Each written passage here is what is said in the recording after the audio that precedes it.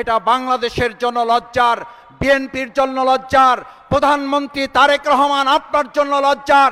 আজ ছাত্রলীগ নিয়ে কথা বলার কথা, আওয়ামী লীগ নিয়ে কথা বলার কথা, শেখ হাসিনা নিয়ে কথা বলার কথা, বাধ্য হয়ে আমাদেরকে তারেক রহমান আপনাকে নিয়ে কথা বলতে হচ্ছে।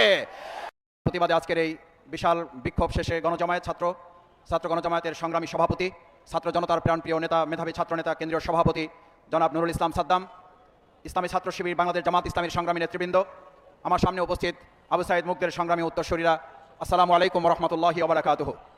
সংগ্রামী ভাই এবং বন্ধুগণ, ছাত্র জনতা, বাংলাদেশ ইসলামী ছাত্র শিবিরের সাথে ছাত্র দলের প্রতিপক্ষের মূল কারণ হচ্ছে এই বিশ্ববিদ্যালয়ে তারা আগামী দিনে মেধার ভিত্তিতে পরিচালনা করবে সেটা নয়, বরং ছাত্র শিবিরের সাথে ছাত্র দলের মূল প্রতিপক্ষের কারণ হচ্ছে তারা টেন্ডারবাজি করতে চায়, ছাত্র শিবির তা করতে দিতে চায় না।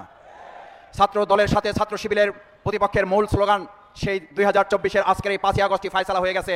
নতুন করে আপনারা আর কোনো টেন্ডারবাজি করে, চাঁদাবাজি করে ছাত্রদের মূল দখল করতে পারবেন না, কারণ সেদিনই ফায়সালা হয়ে গেছিল মেদানা কোটার ভিত্তিতে এখন আর কোনো একটা হল তো দূরের কথা, একটা সিটও আপনাদেরকে দখল করতে দেওয়া হবে না। সংগ্রামী ভাই এবং বন্ধুগণ, ছাত্র দলের এই ক্যাম্পাস দখলের মূল পরিকল্পনা শুধুমাত্র তারা ছাত্র শিবিরকে এখান থেকে বের করে দিতে চায় তা না, তাদের মূল পরিকল্পনা হচ্ছে আবার তারা ক্যান্টিনগুলোকে ফাও খেতে খেতে আমাদের এই ক্যান্টিনগুলোকে দেউলিয়া করার পরিকল্পনা তারা বাস্তবায়ন করতে চায়।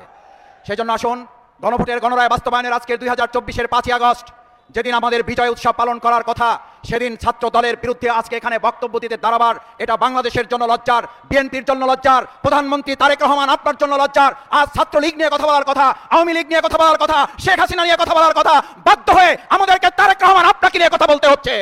আপনি ছাত্র দলকে সামলান, আবার বলছি ছাত্র দলকে সামলান, না হলে ছাত্রলীগ যেমন আওয়ামী লীগের পতন নিশ্চিত করেছে, এই ছাত্রদল তারেক রহমান তার চেয়ে কম সময় আপনার পতন নিশ্চিত করে আপনাকে বাংলাদেশ থেকে আবার বিতাড়িত করতে বাধ্য করবে। সেই প্রত্যাশা ব্যক্ত করে আসুন, আবু সাইদ মুগ্ধ আলী রায়হানের এই বাংলাদেশ আমরা সবাই মিলে আধিপত্যবাদের বিরুদ্ধে, দখলদার চাঁদাবাজদের বিরুদ্ধে রুখে দাঁড়াবো, সেই প্রত্যাশা ব্যক্ত করে আমার বক্তব্য শেষ করছি। আল্লাহ হাফেজ। বাংলাদেশ জিন্দাবাদ। বাংলাদেশ ইসলামী ছাত্র